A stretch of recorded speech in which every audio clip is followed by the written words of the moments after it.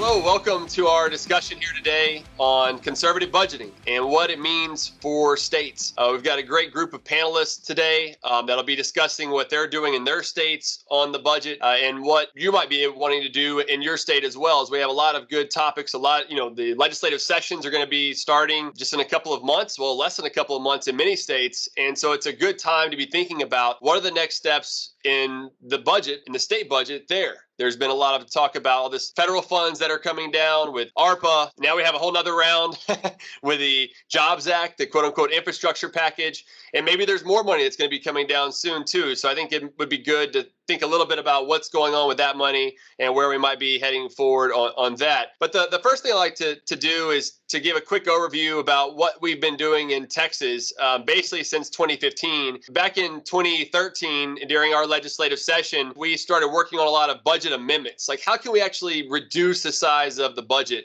And so there was about 20 budget amendments that were put forward during the House proceedings, right, when they were talking about the budget on the floor. And anywhere that they cut, well, we have a pay-go system. So if you cut here, a put-and-go system, or basically if you pull and put is what it's called, sorry. And so you pull from one area, you've got to put it somewhere else. You can't actually shrink the size of the budget. So it made it very difficult to slow down the growth rate of the budget over time. And so we started coming up with a new idea of what we ended up calling the conservative Texas budget, which was put in place in 2015. We announced it, did it early, so the governor knew, the lieutenant governor knew, the legislature knew, and really found that it was a good approach of kind of moving forward with what we were doing here. And if you look at, and we've done that each session now, we're 4 sessions in to using the conservative budget approach, and the average growth rate has now been below population growth and inflation. And that's really what the conservative Texas budget included, was the entire budget, so all funds. It was the growth rate of population of the state, population growth of the state citizens,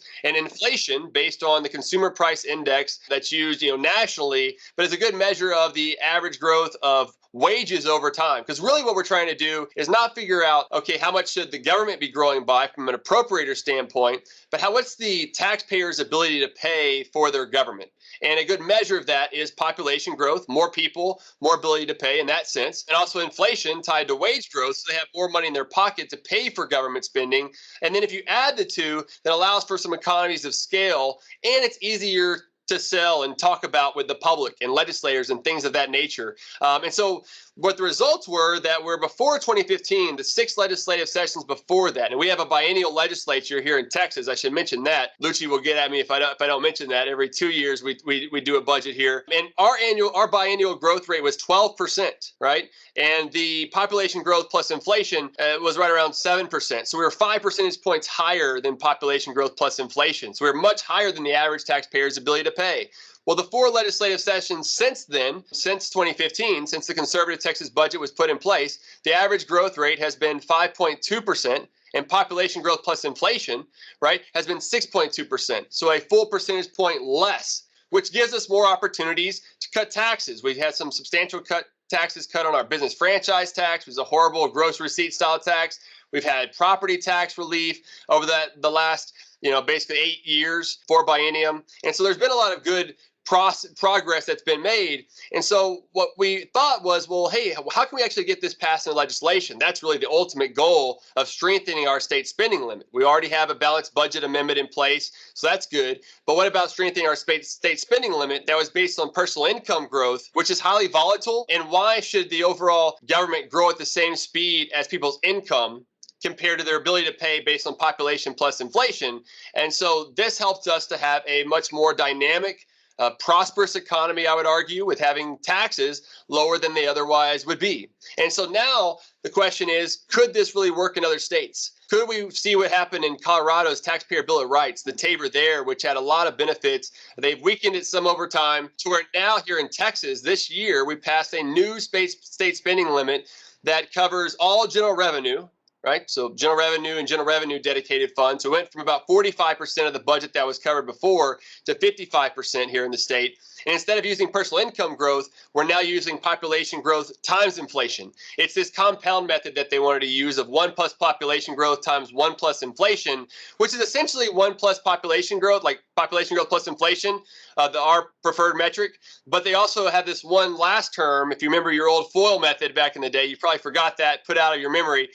first, outer, inner, last, right? And you have that last term of population growth times inflation. And really, without including economies of scale, you might want to include that, but I think you can drop that and just get to something simpler, a better measure of just population plus inflation. And so they have this population growth times inflation in Texas, and we changed the amount to bust the limit from a simple majority to a 3/5 majority. Not quite what we like for a 2/3 majority, but hey, we're moving in the right direction. It was better. It was good news. And I think we could argue that we now have the strongest state spending limit in the nation in Texas. And so this was brought about, though, by a number of years of getting us to this position, this point, right, of just hard work, working with legislators, getting things passed in the Senate, but then failing in the House. But finally, this session in 2021, we're able to move that new state spending limit over the hurdle and get that done. And so I think it really provides a good opportunity for other states to look at and consider. And I'm glad to be able to bring on some of my good friends now and great warriors, happy warriors in this conservative movement to bring about state spending limits and stronger state spending limits and really rein in the growth of spending, right? Milton Friedman, my favorite economist, said the ultimate burden of government is not by how much it taxes, but by how much it spends. So if we can really get control of spending, we can get control of the size and scope of government that's influencing our daily lives. So with that, I want to talk anymore. I want to get straight to our panelists today. The first of which is going to be Kendall Cotton, who is president and CEO of the Frontier Institute in Montana. And last year they put out their conservative Montana budget, had some really good success. So I look forward to hearing from him. He grew up in Florence, Montana, along the banks of the Bitterroot River, graduated from Florence High School and later earned a degree in political science from Montana State University. Kendall is a government relations professional with 10 plus years of experience helping to shape Montana public policy, which is a pretty new public policy, but it's just having a lot of effect and achievements just in a short period of time. So we'll have Kendall here soon. Thank you for being with us. We also have my good friend John Hendrickson, who is a policy director of Iowans for Tax Reform Foundation. They recently changed their name from the Tax Education Foundation, but it's a great organization. They just put out their second conservative Iowa budget after having success last year. He's been around in this space for a number of years now. He's a prolific writer, writing a lot of good op-eds that I've had the opportunity to co-publish with him. And so I appreciate you being with us here today, John. Next, we have Quinn Townsend, who is the policy manager at the Alaska Policy Forum. She's worked as the economic research analyst at the Buckeye Institute. She recently completed her master's in resource economics and management at West Virginia University. And so I've known Quinn now for a number of years. She's continuing to do great work. And so I look forward to hearing her thoughts today. And thank you for being here, Quinn. And last but certainly not least, we have Ron Shultis, the Director of Policy and Research at the Beacon Center in Tennessee, we just recently released the conservative Tennessee budget. And I should say that Quinn over in Alaska, we released the Responsible Alaska budget last year. And so that seemed to work better there, right? Using responsible term versus conservative, which maybe we can talk about that here today. But Ron has been at Beacon for a number of years now, has a great background in public policy, has done a lot of work, even served as legislative aide for the House Majority Whip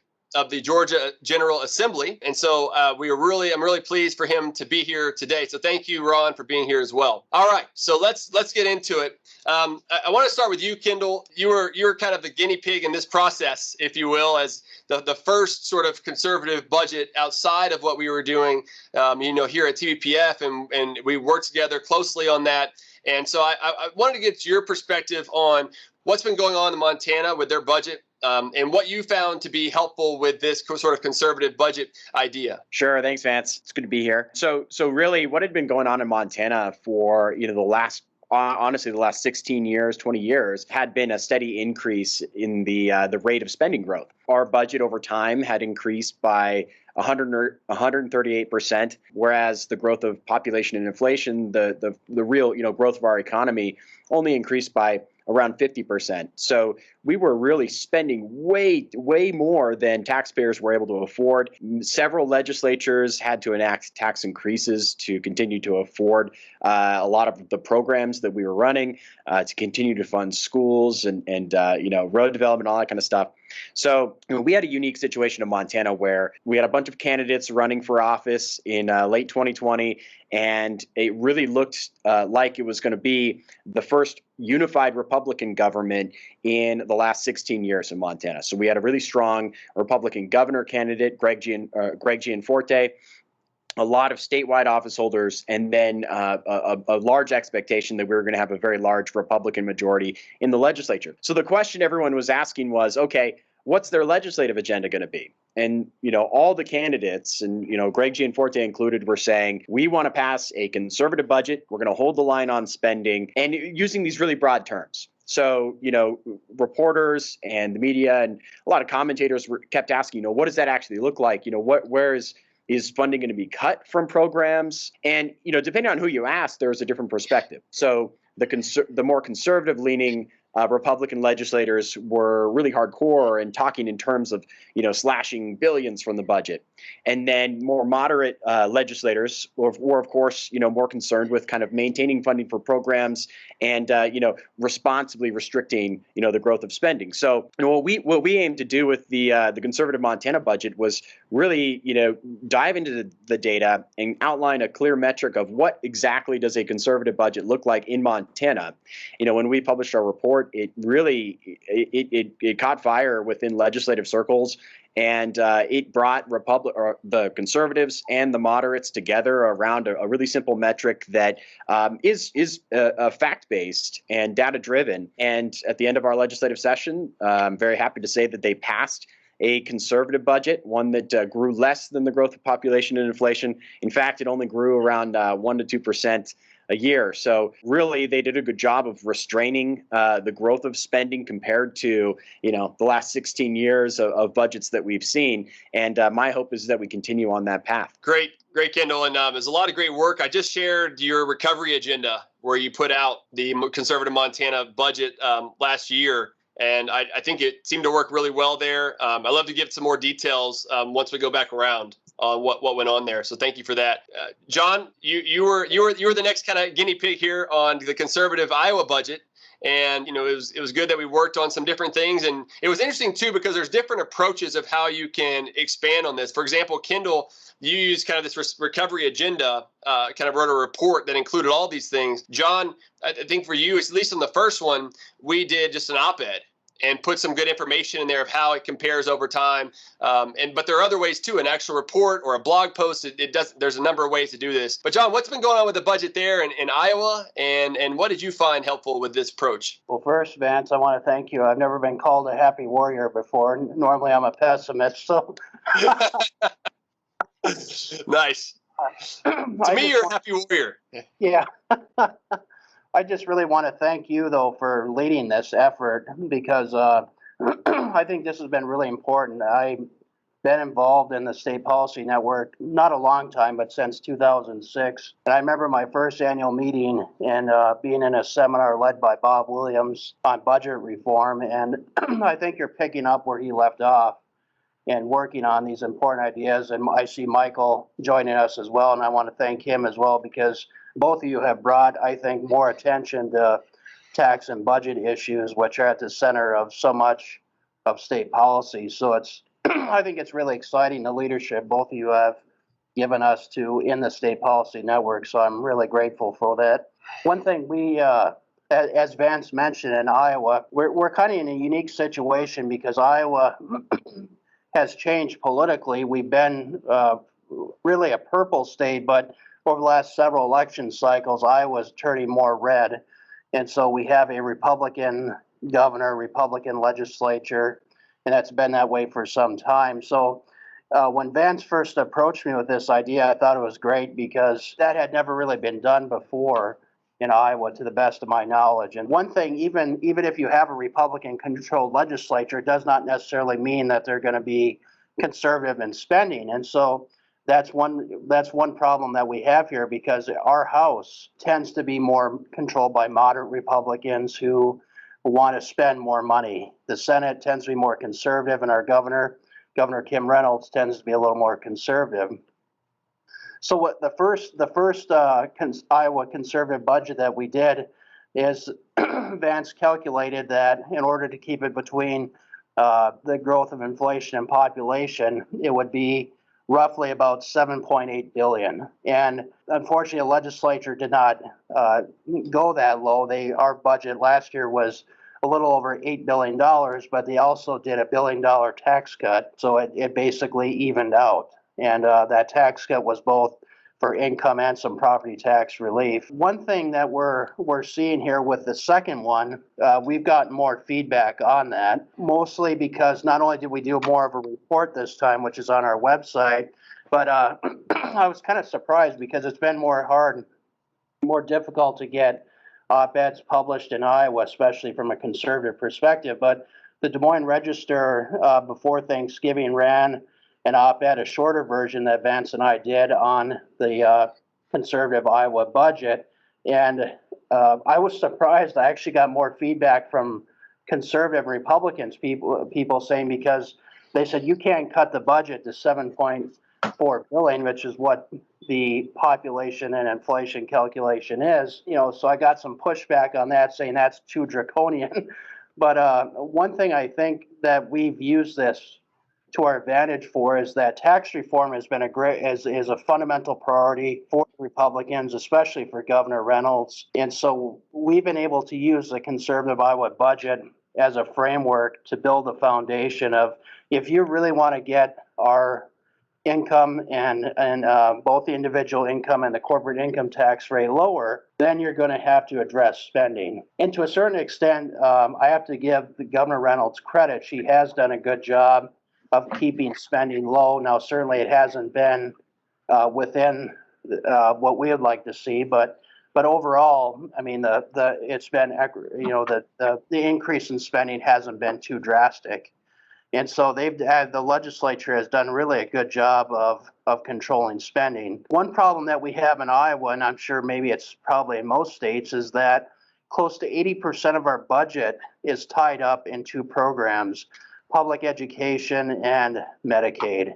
And I'm sure everyone's seen that. So basically 10% or less of the budget is you're fighting over, because and maybe I'm too pessimistic, but I don't think anybody is going to try to cut public education. I mean, that just doesn't seem realistic. And so I think what the legislature has done is been able to at least slow the growth on spending. I really don't like that term, because I wish we really need to go back to, I know Vance and we both share a favorite president, Calvin Coolidge, of going back to some fiscal discipline, especially at the federal level. But I think this tool has been very helpful, because we can look at how the general fund in Iowa has grown, measuring that with inflation and population. And also we've opened up a second conversation, is strengthening our spending limit. Right now, Iowa has a fairly weak spending limit. It's at 99% of state revenue, projected state revenue, and that's only in code. So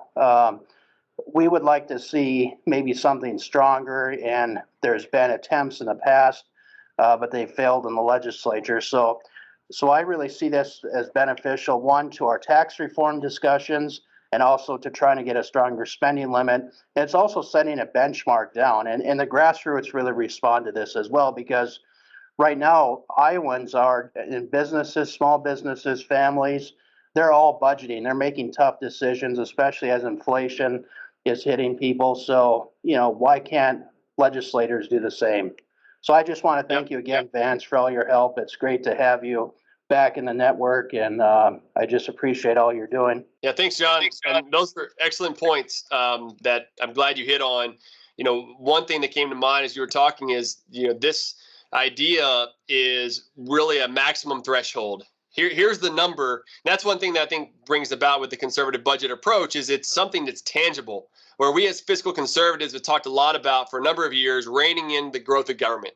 Well, what the heck does that mean, right? We didn't really have something that's tangible to put out there to say, okay, here's what that means. And that's what was brought forward by the conservative budget approach. It says, okay, here's population growth plus inflation. Let's increase what was appropriated last time by that amount, and let's put that number out there. And that is the conservative budget. Now, if you go above it, that's not a conservative budget. We'd love for it to be below, as this is really a maximum threshold, which was another one of your good points there, John, of this is a maximum, not something that's a target or something like that. We really would like for it to be less or even cutting government spending. But this at least gets us a path to better matching the taxpayers' ability to pay for spending over time and not crowding out the productive private sector. So it's a great point, great things that you're working on there. Quinn, I'd like to turn it over to you now of looking at the effects of what this has done in Alaska, but really like where y'all were before this and some of the work that you've been doing there. So Quinn? Yeah, thank you, Vance, for having me talk today and for all of your help with this project. A short history of the budget in Alaska. I think, like Montana and Iowa, the Alaska budget has been growing for many years. We looked at the past 2 decades, and especially because of the oil boom between 2013 and 2015, particularly in Alaska, state spending skyrocketed because that's where almost all of Alaska's revenue comes from. Excluding federal funds is from oil revenues. So between 2001 and 2015, state funds appropriations grew by almost 10%, but population plus inflation growth was only 3.2%. So it was quite a bit higher. The past 4 or 5 years, the budget has been cut a little bit, mostly in the capital budget, because just pushing off maintenance projects is easier than cutting the size of government, and that's what, in my opinion. So that's the history of the budget, and we are working with Vance on this project in Alaska. We're calling it the Responsible Alaska Budget, just because the language of conservative, we use that word, everyone would just write us off. Like, okay, well, they're just saying the same thing as always, whatever. So responsible is just language that more policymakers and even the public can get behind more than the word conservative, especially in Alaska. Every state says, well, we are so unique. So Alaska politically is unique because in the House and in the Senate, people in the majority might actually be part of minority caucus, or there's a few individuals who aren't in a caucus at all. And so being red and blue just doesn't really matter in Alaska currently, because policymakers are kind of all over the place. So this past year was the first year that we released the Responsible Alaska Budget, and just because of the timing of the project, we released the first numbers and started talking about it once the conference committee released the first budget before the governor signed or vetoed anything. So that was the first time that policymakers and their staff had seen us talking about that and using those numbers. So I don't think that the numbers themselves were all that effective last year, because we kind of sprung it on policymakers at the end after they'd done all the work. We're like, well, you didn't follow this benchmark that we didn't tell you about. So I'm really looking forward to this next session, because we're releasing right at the beginning of the year as policymakers are getting ready to go back to Juneau and work on next fiscal year's budget, and so they'll have that standard, and they know that it's coming because we released it last year. So that was the main feedback that I received from staffers was, well, you sprung this number on us, and where did it come from? So one goal I have with the Responsible Alaska Budget using these numbers is we are really trying to push a spending cap in Alaska. We have one, and it's meaningless. And so that's something we've been working really hard on. And this Responsible Alaska Budget, this number is a really useful tool in showing what a spending cap could look like. One example. So that's been helpful for me as I've been talking with policymakers about spending cap to refer back to the Responsible Alaska Budget. The other thing that I've found, John, I think you touched on a little bit, is it just makes having this hard number, this hard data, makes the rest of our work more impactful. I think sometimes in the past, Alaska Policy Forum has kind of been brushed off as they're the group that just always says, cut the budget, cut the budget, cut the budget, and that's it. And so this gives us something much more concrete in saying we need to rein in the budget. Here's how much it should be reined in by, and here's why. Because the budget is growing much faster than population inflation. And that's hard data that people can understand and get behind. So that's the Responsible Alaska budget. And I'm really looking forward to this next special session. I think it will be much more impactful with our timing. Well, that's great. And thank you for everything you're doing there, and keep up the good work. I know Michael Lucci's got to run, but just to plug Lucci real quick is that, one of the other key things about having these spending limits in place and using a conservative budget approach is that any sort of surplus funds that you get, we should be returning back to the taxpayer, right? Through property tax relief and things of that nature. Lucci, I don't know if you might just want to say something before you go. Yeah, I mean, I think the most important thing to do is get the spending restraint in. And then, like Texas has that now, you got to show it a couple times. Yeah, we can do this. Once you show that you can do this, then you attach tax trigger to it. So figure out what tax you want to go after in your state and just dedicate the excess revenue to lowering that rate, buying down that rate. I have model language on that I could share, if and when we get to that point.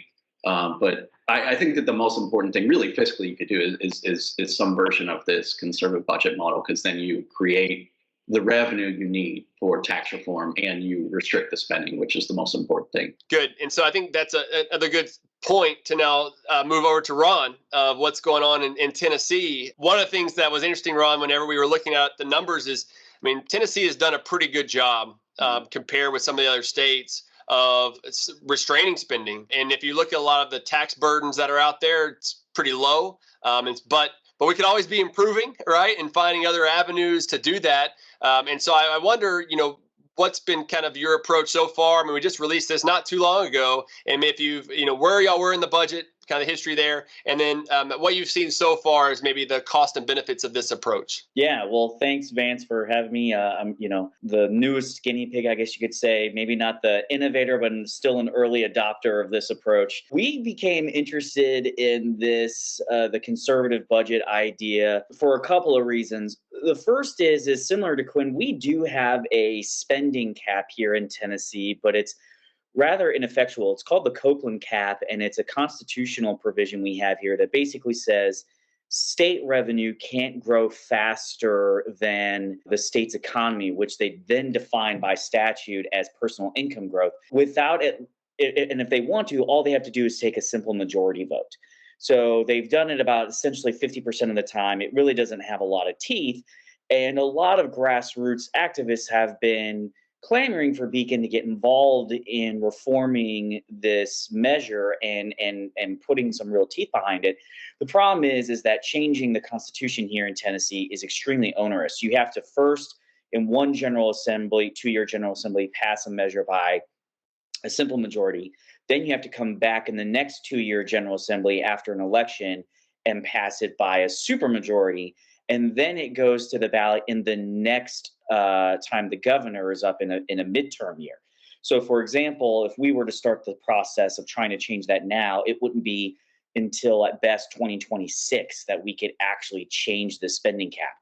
So it's a huge lift and a very complicated issue dealing with, economic growth of state funds, and then they can supersede it on a simple majority. And then on the same token, though, we're very blessed here in Tennessee to have our speakers of both the House and the Senate are pretty fiscally minded and really good about not spending too much, but they always are coming to us asking for our help in kind of quelling rumblings from rank and file members about, hey, we've got these record surpluses, let's do something with it, right? And so we get this ask for help from our leadership when our spending cap isn't very effectual, but we knew it would be a huge effort to try and usage of time and capital to try and change it. And so what we saw from this approach was really a way to, from a comms perspective, to call for a new type of spending cap without necessarily committing to a 6-year, 5-year process of changing the spending cap we have on the books. And then what our leadership really liked about it was it gave them a tool to kind of push back against some of the calls for more spending amongst the membership. And so now they can say to them, hey, if we go above this amount, Beacon is going to call us out on that. So we really like that approach, and that we can put this number out there. We can raise attention to spending in the state. And then kind of our hope is that in several years, kind of like what's happened with y'all in Texas, and we basically have this little brother complex comparing ourselves to Texas, here, no state income tax, all that kind of stuff. Our hope is that several years down the road, it will create enough buy-in and understanding and acceptance of this approach to actually start the process of changing our existing spending cap. The last thing I'll highlight too is I'm sure this is a big issue for a lot of people here on this call or who will be listening, is, especially in 2020 when uncertainty around revenues from the pandemic year, oftentimes we'll get asked for specific requests on where the budget should be cut. And that's a very difficult thing for organizations like ours to do, because obviously you're usually a smaller team than a state budget office who, maybe have dozens, if not, up to 50, 100 analysts, right, that help them make the budget. You don't maybe know knowledge of how all the funds work. And so it allowed us to then pivot from trying to come up with specific recommendations to just say, this is the number. How you deem best to achieve it, that's on you. But it really sets the guiding light for spending restraint and spending reform. And then it doesn't put the burden on your team as well to try and figure out, okay, if we're going to call for spending cuts, what should be cut? And, and being thoughtful and accurate in what can and cannot, all the different, state funds, federal funds, all that kind of stuff. So we saw a lot of benefits to taking on this issue, and have gotten some pretty good feedback from leadership as well as the administration. We're excited to continue to do it in upcoming years. That's great, Ron. And I'm glad to hear that y'all have already been talking with legislators and others about this approach. And I hope to see it successful this upcoming legislature. And, I think we've really covered a lot of territory. So thank you all for those comments. And those are key points, too, about the areas to cut. And all these different areas have their own lobbyists, interest groups, rent seekers, all these things that we could throw out there where they don't want those areas cut. I think John said earlier, it's almost impossible to cut education, even though we know here that education spending isn't tied to improvements, or we should have the best education system in the world, right? Healthcare isn't tied necessarily directly to education spending, or we should, again, have the best healthcare in the world. And those aren't the realities that we live in. And so what this allows you to do with this, having this top line number saying this is the maximum, is it allows for there to be policy priorities put in place within that, such that you don't go above that. So if healthcare needs to grow by 8-10%, right? Because now basically we've all in some sense expanded Medicaid, even though we all haven't. But with the CARES Act, and as long as this emergency declaration is in place, all states have to continue to hold people on Medicaid, whether they can't income out and they can't age out. And so that's put more and more of a burden on these states, even if they haven't technically expanded. And so what I would tell legislative members, on appropriations or on House appropriations or Senate Finance is like, look, if that's going up by 10%, then that means other areas of the budget, let's say population growth plus inflation here was 5%. That means other areas of the budget have to either grow by less than 10% or they've got to be cut, such that the overall budget doesn't grow by more than that 5%. And that allows for policy priorities to really come into play and say, okay, is this really constitutional? Zero-based budgeting, speaking of Bob Williams earlier, John, that was something that he always talks about, and I do too. It's really important to get to zero-based budgeting, program-based budgeting, and that's what you're helping to put in place, because you're putting that budget limit like we all have on our monthly budget, but puts it on government, which they don't have money. It all comes from us. And so some people say, well, the government should budget like a family. And I'm like, no, they need to budget even better, even more conservatively, because it's not their money. It's coming out of our pockets. And, I see Eric Randolph on. He's over at the Georgia Center for Opportunity. We're working with this Alliance for Opportunity now that's really looking at, improving workforce development, reducing barriers to entrepreneurship, and reforming safety nets to try to get people back to work, right? And so we understand that we're not just going to eliminate the safety nets that are out there today, if ever. And so how can we do things more effectively and efficiently within government? And I think this is one of those approaches that allows us to do that and to make sure that the most money is staying in the productive private sector. That's where we're going to get job creation that's long lasting, where you get work that gets on the job training and skill set that's going to last a lifetime. Because, these transfer payments and safety nets, that's just a redistribution of income that only is going to last as long as that program is in place. And at the same time, the opportunity cost is you're taking it from the private sector, right? And so you're reducing the ability for that to be as productive in the process. And so we've got just another mechanism here to work on. And so the other thing that I wanted to get your thoughts on is, what has your states been doing with some of the federal funds? We had about $42 billion the state had in total with ARPA. And, one thing that we did here in Texas, and this may not be for every state, just like some states have chosen to just do general revenue or just state funds versus the all funds budget for the conservative budget approach. But the other thing is do you want to exclude some things? Like here in Texas, I exclude any sort of tax relief, because what we're really trying to measure is the growth of government, which is government spending. So if you're providing tax relief, that's not going to grow government. So why would we include that in the appropriation side? And the other thing was, on the federal funds, I excluded that as well. I've got some heat for that a little bit, but my position on this was, and I'd love to hear your thoughts, is that those federal funds should be one-time expenditures. So if I included in this session's appropriations, I'm artificially increasing the base, such that the new base is going to be up here to jump off of, giving them a lot more room to budget or appropriate next session, which I don't want to do, right? Because if that's what clearly one time, then it should go away next time. And now we're back on the trend path that we were before based on population and inflation. And they were even, so doing that helped them to stay underneath the conservative Texas budget this time, but it'll also help to keep check on them next time.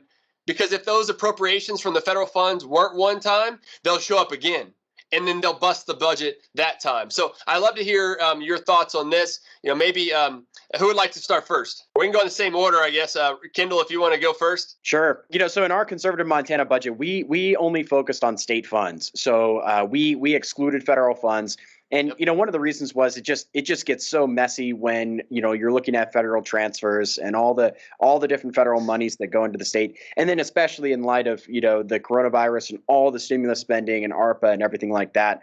In Montana, at least for us, it was it was a foregone conclusion that the state was going to spend that money and however they saw best. And so, we chose to focus on state funding because that was where kind of the political will was to limit and restrain the growth of spending. I totally buy into your view, though, Vance. I think that, really it's all tax dollars we're talking about here, whether it's federal funds or state funds.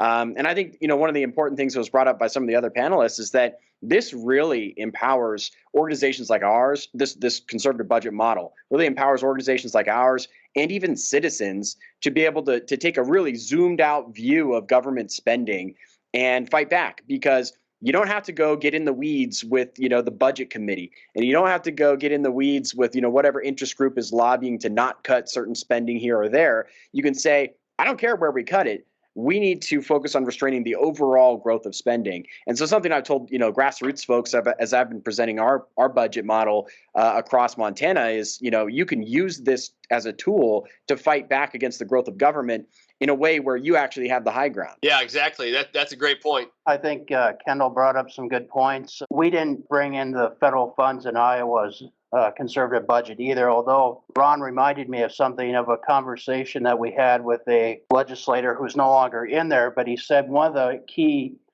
problems that they had with cutting programs is that there's so many programs in Iowa that are tied to existing federal dollars that it's hard to cut them. And I was looking at our auditor's report of the comprehensive financial report that came out a week or so ago, maybe a couple weeks ago. And last year, Iowa received $9 billion from the federal government, and our budget was $8 billion. So basically, we get a little bit more. And then if you just take pandemic dollars, it's over $9 billion that Iowa has received. And so one thing that we're seeing is I think we need, and it's been very hard, is trying to get some type of federal funds inventory or at least a discussion going on how can we, in a sense, weed ourselves off from the federal funds. One thing that scares me is childcare is such a big issue in Iowa, and both Republicans and Democrats are saying that we've got to do something about childcare. And I've talked to conservative people who are sympathetic to the Build Back Better bill,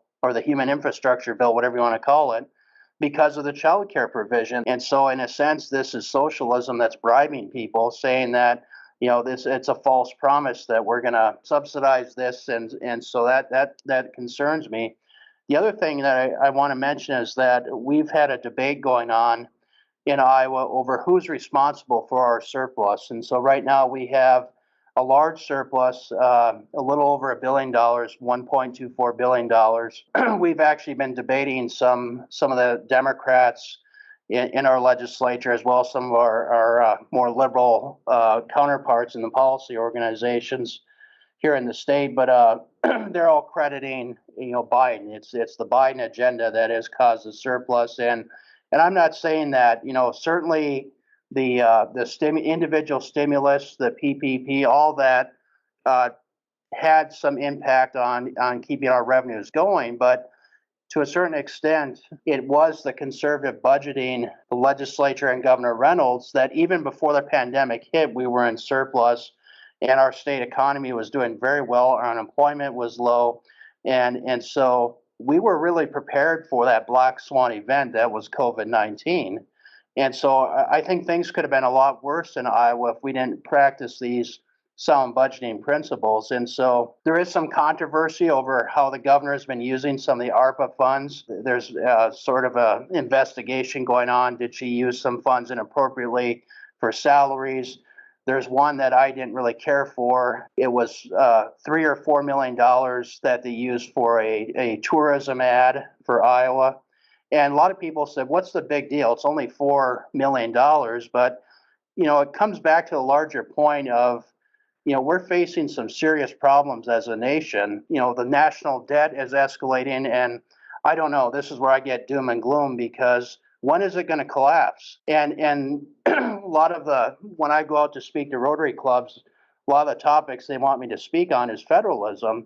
And when you start talking about, our budget, one is, for example, they don't know, people in Iowa don't know that over half the state budget is for education. They think it's only maybe 10%. And they also don't know how much federal money is coming into the state. And they don't realize that if the federal government all of a sudden has to do some, take the meat cleaver out and just cut the budget, and where is Iowa going to make up that money? There's going to be some painful cuts if that happens. So, I think these fiscal rules are both at the federal level and at the state level are very essential, because I don't know, this is where I'm not a happy lawyer, because I just see, Vance, I have to tell you, I just ordered a book by Joseph Johnston called The Decline of the United States. Oh. He said one of the points of decline is our escalating national debt and this just basically largesse of government that's growing out of control, that, it's, how much more pressure can that take? So, well, I share your concern there of hopefully with the states, we can continue to prove these proof of concepts and then take it to the federal level. As I've recently published the Responsible American Budget, I know that's a much higher hurdle, but if we don't start now, when, right? If not us, who? And so we've got to start somewhere. So thanks for that, John. Quinn, what any thoughts on what's been going on here in Alaska? Mostly, my comments just echo Kendall and John's. We also did not include federal funds in the Responsible Alaska budget, because of all of the federal money from last year, but also so much of Alaska's spending is federal funds. I don't know the exact number, but it's quite a bit larger than most other states. And there's just not the political will to say no to money, which is unfortunate. And I guess that's another hope that I have with this Responsible Alaska budget, is using it as a way to transition into a conversation about a lot of state spending is because we have to match, and because of the strings attached to federal funds. And so maybe Alaska should be thinking about how much federal money they are accepting, because it increases the state's responsibilities as well. Yeah, definitely. That's a great point. Ron, what about you with the federal funds and other issues that you've been seeing there? Yeah, so we actually decided to go a little bit different approach and did include federal funds in our conservative Tennessee budget for a couple of reasons. One is just simplicity, right? Is messaging around that. As I pointed to earlier, we already have this not effective cap on state spending growth, and so what we wanted to point out is make the concept of fiscal restraint simpler and clearer for everyone to understand, including the general public, and not have to get into, John, as you pointed out, like a lot of people don't know how much of our state spending is essentially federal dollars, coming. And the other thing that we wanted to point out too is money is fungible, by and large, right? And so what we wanted to do was point out that if you're not considering these federal dollars, it does allow them to, maybe take on other issues with state dollars that they wouldn't otherwise do so. So we wanted to make it simple, make it clear. And then also, can be an opportunity. This isn't something that we've potentially focused on, but in some individual conversations too, is in particularly a red state like Tennessee, is bringing up the concept of, hey, lawmakers, policymakers, do you want to be so dependent upon the Biden administration for your budgeting, right? Is that something that you really want to be dependent upon? Is Biden essentially funding 40% of Tennessee's budget? And if you talk about pushing back against Washington, well, it's really hard to do so when you're not financially independent, right? When you're financially dependent upon Washington, it's really hard to do so. So for a couple of more just simple and messaging reasons, we decided to keep federal funds in ours, and felt like that was the approach based upon what Tennessee already has on the books. We did talk about not including the coronavirus packages because we felt like that was a little bit more unique. It's kind of a one-time special funds, but the ongoing federal funds that the state traditionally gets, we decided to include that in ours. Yeah.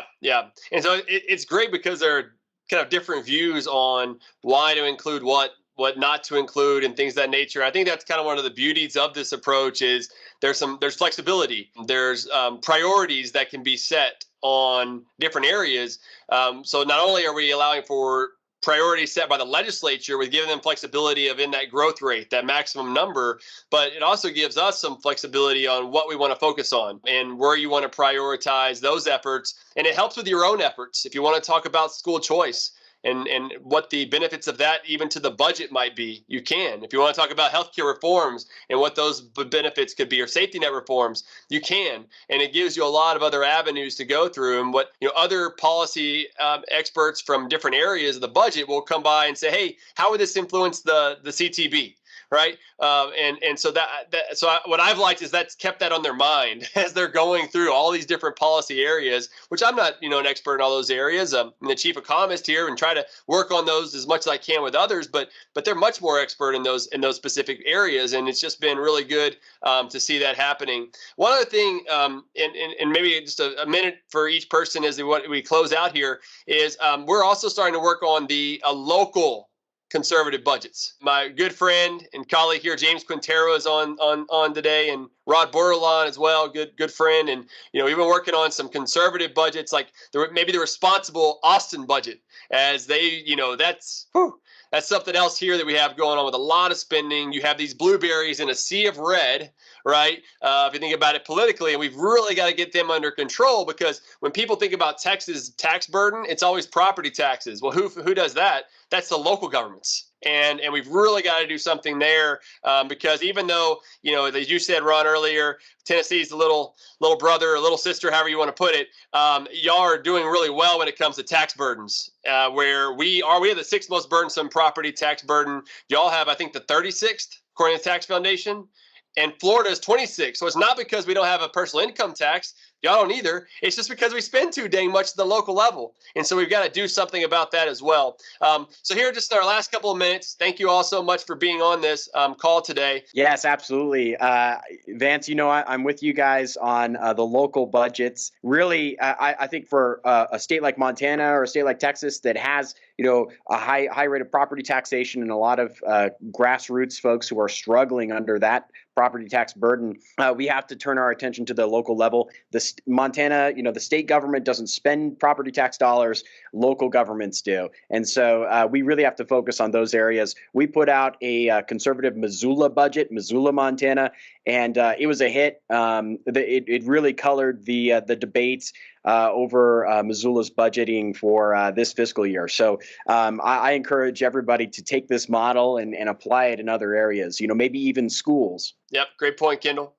John? I like that idea of trying to look at some local government budget reforms because just as Kendall said, property taxes are a huge issue in Iowa, and it's a local city county issue, school board issue, and so I think it'd be interesting to look at maybe some of the bigger cities in Iowa, Des Moines, Cedar Rapids, Iowa City, and right now we're pushing for. I see Gannon's on.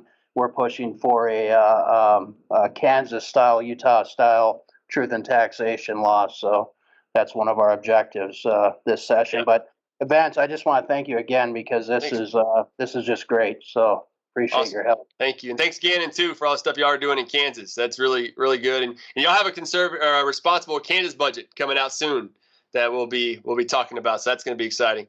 Quinn. Yeah, we don't currently do any work at the local level, but over 40% of Alaska's population lives in Anchorage. So that might be interesting down the road. I really like the idea of applying it to school boards or school districts. That's a really interesting idea. We do a lot of work on district transparency in their money, and that would be an interesting tool to add to our tool belt. No, thank you for having me on, and thanks for all your help with this project. It's been good. My pleasure, Quinn. Keep the good work. Ron? Well, once again, thanks, and I'll be quick. I like the idea of the local level. Lord knows Nashville needs it as an example, and I think we can point out how if our cities don't budget better, it can mitigate or undermine the success at the state level too. So that's something to think about. And then the last thing I'll just point out is this gives you a lot of things to argue for. We've been talking about fully investing in our rainy day fund. We don't have the property tax issue as bad because we also have a truth in taxation, but our corporate tax rate is rather high.